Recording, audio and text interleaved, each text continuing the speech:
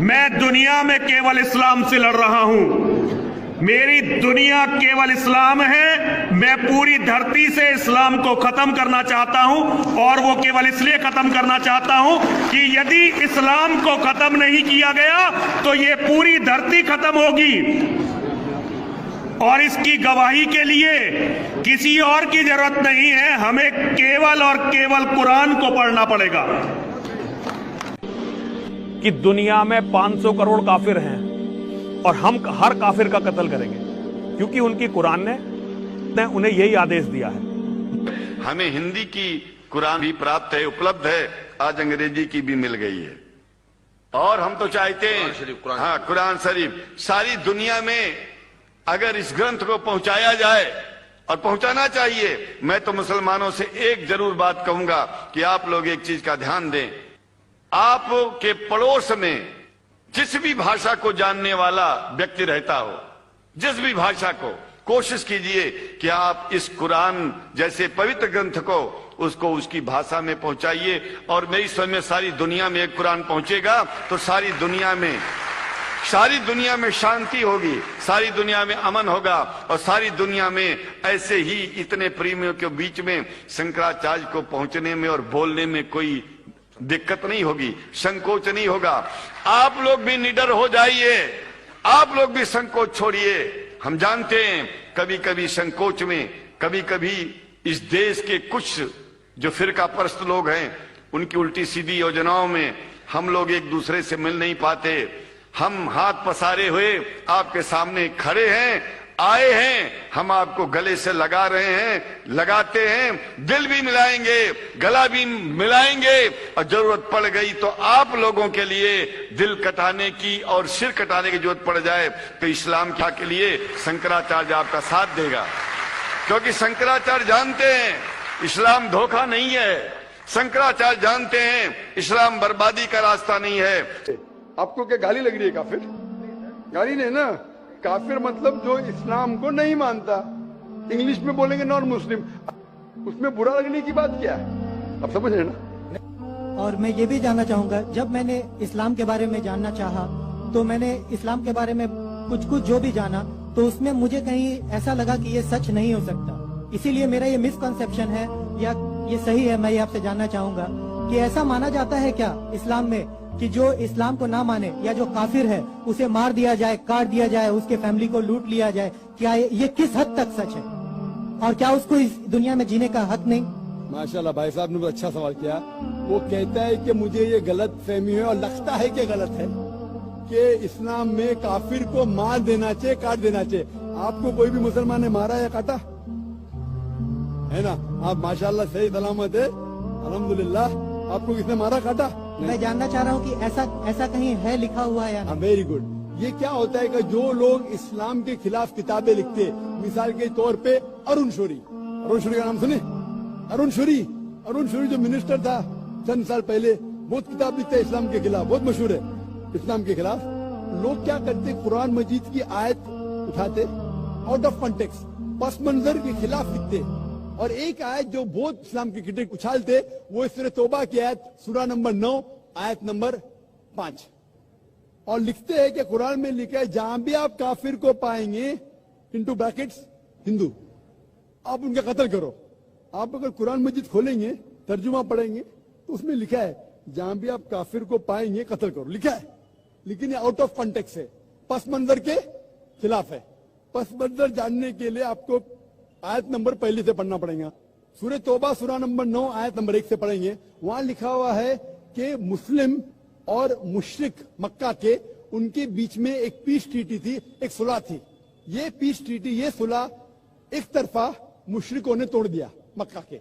जब अल्लाह ताला आयत नंबर 5 पे आते तो कहते हैं कि हम तुम्हें 4 महीने का वक्त देते हैं, 4 महीने की मोहलत, आप सुधर जाओ वरना ऐलान जंग। आपने सुलह की थी, आपने सुलह को तोड़ी, 4 महीने का वक्फा, सुधर जाओ वरना ऐलान जंग। और फिर अल्लाह ताला कहते सूरह तौबा सूरा नंबर 9 आयत नंबर 5 में, जंग के मैदान में जब भी आप काफिर को पाएंगे, मतलब दुश्मन जब आएंगे जंग के मैदान में तो आप लड़ो, डरो मत। अभी कोई भी आर्मी जनरल आज की तारीख में, सिपा सलार, वो थोड़ी कहेगा दुश्मन है तो भाग जाओ, वो कहेगा डरो मत, लड़ो, मारो। तो ये जंग के मैदान की आयत है कि आप जब देखेंगे तो डरो मत, मारो। जंग के मैदान में जब काफिर तुम्हें हमला करने आ रहे, मारो। और अरुण शूरी आयत नंबर 5 से उड़ी मारते आयत नंबर 7 में। उसने किताब लिखी वर्ल्ड ऑफ फतवास इस्लाम के खिलाफ। आयत नंबर 5 से जब मारते आयत नंबर 7 पे। 5 के बाद क्या आता है? 6 को खा जाते। क्यों? 6 में उसका जवाब है, उसकी बीमारी का जवाब है। आयत नंबर 6 में सूरह तौबा के अल्लाह ताला फरमाते कि अगर कोई काफिर सुलह चाहता है, उसे छोड़ मत दो, उसे ऐसी अमन के जगह पर महफूज पहुंचाओ। क्या कहता है अल्लाह ताला? अगर कोई काफिर सुलह चाहता है, अमन चाहता है, उसे छोड़ मत दो, उसे संभाल के हिफाजत के साथ महफूज जगह पे जाके छोड़ो। Escort him to a place of security.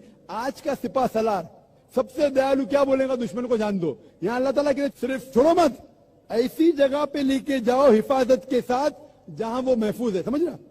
तो ये कुरान की आयत है। तो इन लोग पसे मंदिर के खिलाफ कोट करते, और जहां भी जिहाद की आयत है, जंग के मैदान में जब आप मिलते हैं गैर मुस्लिम से, वो आपको कत्ल करना है, कत्ल करो। उसके बाद फौरन आप पढ़ेंगे सूरह अनफाल सूरह नंबर 8 आयत नंबर 60 के बाद 61 में लिखा है अमन बेहतर है। महाभारत में कत्ल करने के कितने श्लोक आते? कितने? हजारों, कुरान से कई ज्यादा। तो महाभारत जानते हैं आप ना? जब मैं हिंदू से पूछता हूँ महाभारत में झगड़ने के कितने, लड़ने के कितने श्लोक है, तो वो हिंदू मुझसे कहता जिहाद है के खिलाफ मैं कुछ नहीं कह रहा, क्योंकि हमारे धर्म में भी धर्म युद्ध है। सुनिए मेरी बात, धर्म युद्ध है बराबर। तो हिंदू मुझसे कहता है ये जो धर्म युद्ध है क्या है? बातिल के खिलाफ है। वो बातिल को झगड़ने का लिखेला महाभारत में। तो मैं कहता हूँ कुरान में भी वही लिखा है, किसका कत्ल करो? जो धर्म के खिलाफ है। आप समझे ना? धर्म युद्ध मतलब हक और बातिल के खिलाफ झगड़ा। तो बातिल को कत्ल करने का लिखा गया महाभारत में, वही लिखा है कुरान में। और भगवत गीता, भगवत गीता जानते? सबसे ज्यादा पढ़ी जाने वाली किताब भगवत गीता। श्री कृष्ण अर्जुन को सलाह देते हैं। अब जब भगवत गीता पढ़ते हैं चैप्टर नंबर 1 भाग नंबर 1 श्लोका नंबर 42, 43, 44, 45, उसके अंदर अर्जुन कहता है, झगड़ा होता है अर्जुन पांडवास और कौरवास। पांडवास 5 भाई, कौरवास 100 भाई। अर्जुन जंग के मैदान में हथियार को जमीन पे रखता है और कहता है मैं जंग के मैदान में निहत्था मरना पसंद करूंगा बनिस्बत अपने रिश्तेदार से झगड़ा करूं। उसके फौरन बाद चंद श्लोक बाद भगवत गीता भाग नंबर 2 श्लोका नंबर 2 और 3 में श्री कृष्ण कहते, क्या कहते? ए अर्जुन, तू बुज़दिल कब से हो गया? ये गलत ख्यालात तेरे दिल में आए कैसे? तू नपुंसक कैसा हो गया? इंपोर्टेंट। श्री कृष्ण अर्जुन को क्या बोलते हैं? इंपोर्टेंट, नपुंसक। कौन कह रहा है? श्री कृष्ण अर्जुन से। बुज़दिल कब से हो गए? क्षत्रिय का धर्म है लड़ना। फिर भगवत गीता भाग नंबर 2 श्लोका नंबर 31, 32 और 33 में कहते क्षत्रिय का धर्म है लड़ना। अगर आप नहीं लड़ेंगे तो आप सफलता पाएंगे नहीं।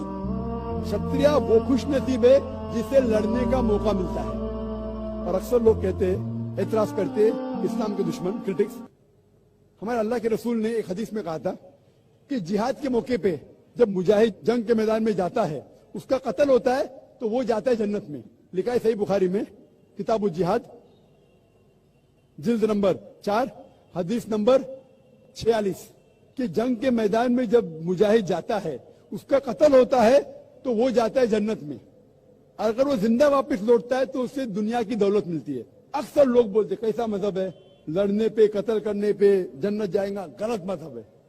लेकिन भगवत गीता पढ़ेंगे भाग नंबर 2 मंत्रा नंबर 37 श्री कृष्ण कहते अर्जुन से, ए अर्जुन उठ के लड़। अगर तेरा कत्ल हो जाएगा तू स्वर्ग में जाएगा, अगर जिंदा वापस लौटेगा तो उससे दुनिया की दौलत मिलेगी। हूबहू जो अल्लाह के रसूल मोहम्मद सल्लल्लाहु अलैहि वसल्लम कहते सही बुखारी में, वही भगवत गीता में लिखा है। तो अरुण शूरी जब तनकीद करते हैं कुरान के बारे में, उसने खुद अपनी भगवत गीता पढ़ा ही नहीं।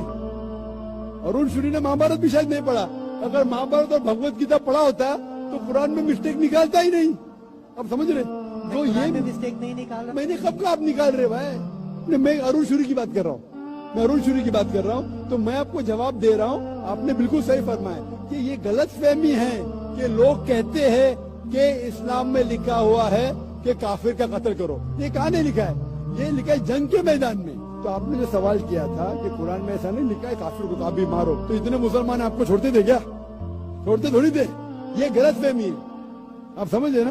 तो गलतफहमी है कि जहाँ भी काफिर मिले कत्ल करो, ऐसा नहीं। ये जंग के मैदान में जब आपको लड़ने के लिए आ रहे, आपको मारने के आ रहे, तो आप उनको मारो, ये है। Hope the answer the question.